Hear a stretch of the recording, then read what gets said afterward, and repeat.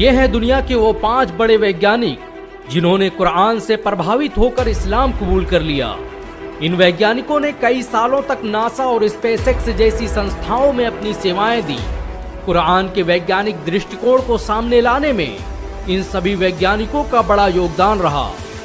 इस्लाम कबूल करने वाले 5 वैज्ञानिकों की लिस्ट में पहला नाम विलियम कीथ मूर का आता है। कनाडा में जन्मे कीथ मूर को आज भी एम्ब्रियोलॉजी का सबसे बड़ा वैज्ञानिक माना जाता है। इन्होंने सालों तक टोरंटो यूनिवर्सिटी में एनाटॉमी और सेल बायोलॉजी के प्रोफेसर के रूप में अपनी सेवाएं दी। प्रोफेसर विलियम कीथ मूर पूरी जिंदगी इंसान के पैदा होने और मां के पेट में उसके बनने की प्रक्रिया पर शोध करते रहे।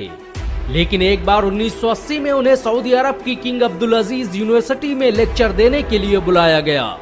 सेमिनार के दौरान जब उनके सामने इंसान के बनने और पैदा होने से संबंधित कुरान की आयतें पढ़ी गई तो वो हैरान रह गए।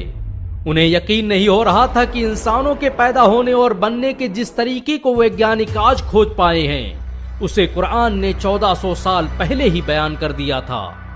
सऊदी अरब से वापस आने के बाद कीथ मूर ने कई सालों तक कुरान का मुताला किया और फिर इस्लाम कबूल कर लिया।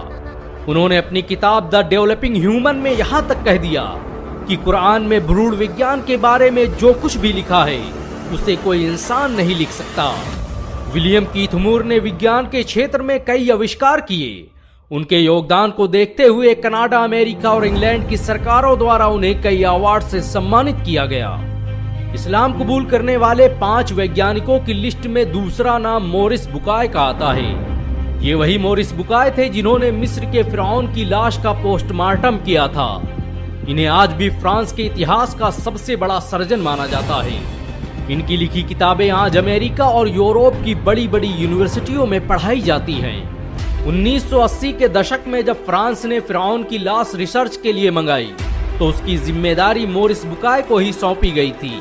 मोरिस बुकाय ने रिसर्च के दौरान फिरौन की लाश पर लगे नमक से साबित किया कि इसकी मौत समंदर में डूबने से हुई है। लेकिन वो ये देखकर हैरान रह गए कि जो बात उन्होंने अब रिसर्च से साबित की है उसे कुरान ने बरसों पहले बता दिया था। मोरिस बुकाय यकीन नहीं कर पा रहे थे कि फिरौन के डूबकर मरने और लाश के बच जाने का जिक्र कुरान में पहले ही मौजूद था। इसी दौरान मोरिस बुकाय का सऊदी अरब जाना हुआ, जहां एक कॉन्फ्रेंस की शुरुआत में कुरान की एक आयत पढ़ी गई कि अब तो हम तेरी लाश को ही बचाएंगे ताकि तू बाद की नस्लों के लिए निशान इबरत बने। अगरचे बहुत से इंसान ऐसे हैं जो हमारी निशानियों से गफलत बरतते हैं। इतना सुनना था कि मोरिस बुकाय मारे जोश के